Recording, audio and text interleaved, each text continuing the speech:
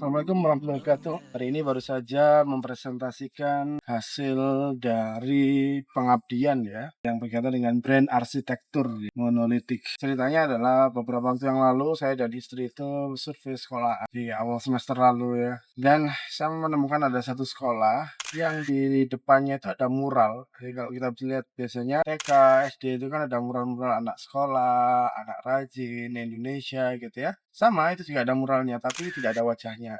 Ini menarik perhatian saya karena tidak semua sekolah itu concern dengan hal seperti itu. Berarti ini kan dia memiliki pemahaman lebih ya terkait dengan bagaimana visualisasi dari versi Islam karena sekolahnya sekolah Islam. Dan saya melihat itu ya menggali ke dalam dan saya melihat oh, oke menarik juga bagus. Tapi ketika saya lihat logonya dia sebenarnya unik ya logonya ya. Jadi di logonya itu ada lingkaran, kemudian ada segi 5 dan segi 6.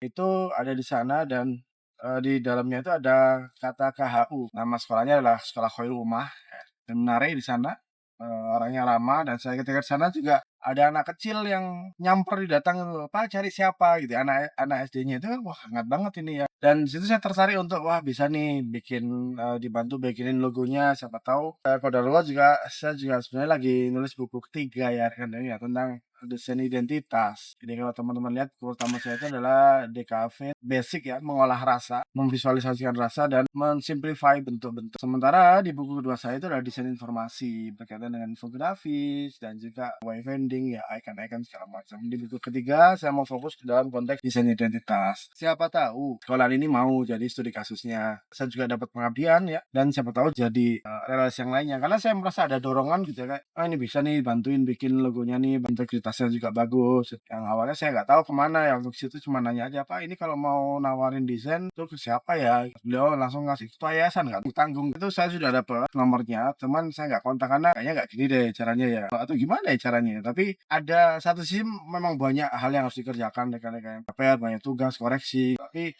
satu sisi kayak ada dorongan gitu untuk kayaknya bisa dibantuin. Dan akhirnya singkat cerita beberapa waktu kemudian setelah event itu ya sudah agak lama, saya kembali lihat sosial medianya gitu ya, ingat lagi, wah iya ya ini kayaknya bagus nih sekolahnya. Maulah saya mau bikinin gitu, setidaknya siapa tahu jadi pengabdian seperti itu. Dan singkat cerita juga akhirnya saya DM tuh Instagramnya. Instagram saya DM, saya kenalkan, saya Erik, saya dosen BINUS. Apakah Kak Roma berkenan untuk dijadikan tempat pengabdian? Konteksnya adalah desain logo, identitas, segala macam. Saya juga cerita saya mau bikin buku. Saya harus kontak siapa ya? Nah, akhirnya diberilah di Instagram itu dari DM itu kontak di Pak Helmi ya, yang beliau bertugas di media. Akhirnya janjianlah saya WA, saya jelaskan dan beliau menyambut dengan baik. Kita janjian ketemu sekolahan di masjid, saya sampaikan ceritakan dan beliau bilang bahwa wah saya akan merasa terbantu Pak kalau memang seperti itu karena tim media juga kesulitan karena memang logo awal itu adalah yang digunakan adalah warna primer. Jadi kalau dijadiin turunan warna primer untuk media gitu ya, itu memang agak sulit karena pasti sangat raw gitu ya, masih mentah butuh pengolahan lagi. Apalagi dengan nuansa tren desain yang saat ini gitu. Itulah kenapa saya juga akhirnya coba untuk lebih dalam lagi menyampaikan itu dan tim media juga validasi, mereka juga kesulitan kalau mau bantu malah senang sekali. Akhirnya singkat waktu kita janjian lah gitu kepada siapa gitu karena beliau bilang, "Kalau saya nggak bisa mutusin Pak, saya ajak ketua yayasannya," yang mana sebenarnya saya sudah punya kontaknya ya, Ustadz Agil gitu ya, dan di sana juga saya bertemu dengan Ustadz Fajar juga. Di sana saya mempresentasikan urgensi dari kenapa kok setiap instansi itu butuh logo yang bagus dan nanti juga ke depannya bisa lebih baik lagi. Qadarullah, alhamdulillah gitu ya, mereka juga responnya positif dan ngajak saya ke forum yang lebih besar lagi. Maksudnya adalah, wah ini kayaknya kalau para sesepuh, apa istilahnya, Dewan Suro gitu ya, kalau Dewan Suronya tahu itu lebih bagus ini Pak, di-setting-lah waktu ya, seminggu atau 2 minggu kemudian ya. Itu saya diminta untuk mempresentasikan apa yang sudah saya presentasikan pada event sebelumnya itu ya. Dan di sana saya mempresentasikan dan alhamdulillah dan saya tambahin riset saya juga ya, saya cari logo SD Islam ya, sekolah Islam di Malang, di nasional ya, yang mana memang semuanya itu rata pakai warna hijau, ada masjid, ada buku gitu ya. Terus saya bandingkan, saya sempilin logonya Hurma satu di situ gitu. Dan yang akhirnya di situ terlihat adalah masih sangat generik ya, tidak terlalu mencolok gitu. Dan saya juga riset juga cari pembanding dari sekolah Islam yang logonya sudah enggak lagi pakai hijau atau pakai masjid, pakai buku gitu ya. Itu seperti itu. Jadi saya berikan pembanding dan saya taruh logo Hurma itu di antara dua kelompok logo itu gitu.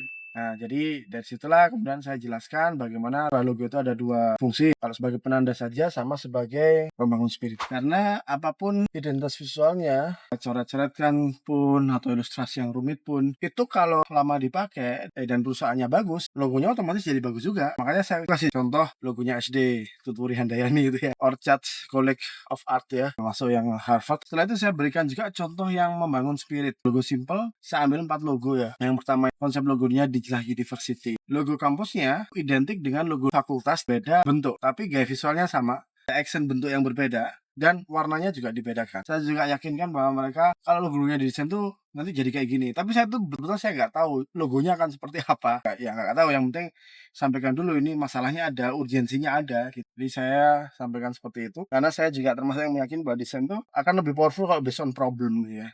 Jadi fokus pada masalahnya dulu. Nah, di situ saya akhirnya sampaikan, nanti kayak gini, ada contoh logo yang sudah diaplikasikan.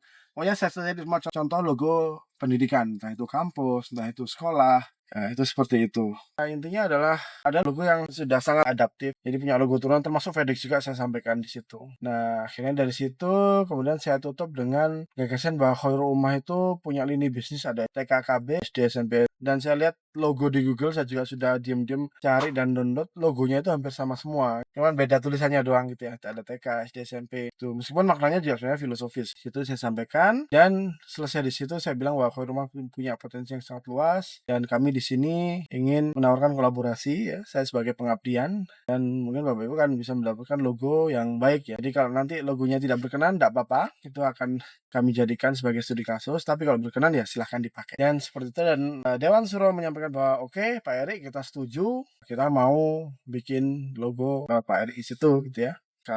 Saya sepulang dari situ langsung merancang sebuah kuesioner ya, penelitian. Karena idealnya memang diskusi satu persatu ya, tapi karena mungkin kita juga belum tahu siapa, tapi saya rancang sebuah kuesioner yang intinya ada 5 poin yang ingin saya tahu. Yang pertama pastinya tentang profil respondennya ya. Saya bagi respondennya itu berdasarkan usia, berdasarkan siapa dia itu, apakah dia internal. Eksternal itu maksudnya wali murid, muridnya sendiri gitu ya. Kalau internal itu bisa jadi stakeholder ya, struktural, atau dia itu guru status ustazahnya, atau dia itu tendik seperti security, cleaner, dia tendik ya tenaga pendidikan. Itu saya bedakan tuh. Jadi mereka bisa pilih itu. Terus kemudian juga saya bedakan berdasarkan berapa lama mereka mengabdi di sana. Saya bagi berdasarkan usianya, Gen Z, milenial, boomers ya. Dan pertanyaan kedua adalah saya ingin melihat mereka itu bagaimana sih, apa yang menjadi persepsi unik dari Khairul Ummah itu, persepsi mereka apa. Termasuk saya menanyakan ada nggak sih panggilan khusus, karena kan Universitas Negeri Malang jadi UM, Universitas Pasundan jadi Unpas. Nah, Khairul Ummah itu punya nggak gitu ya, itu saya tanyakan juga. Kemudian apa yang menjadi positif, apa yang menjadi negatif, bagaimana mereka melihat orang tua wali murid, bagaimana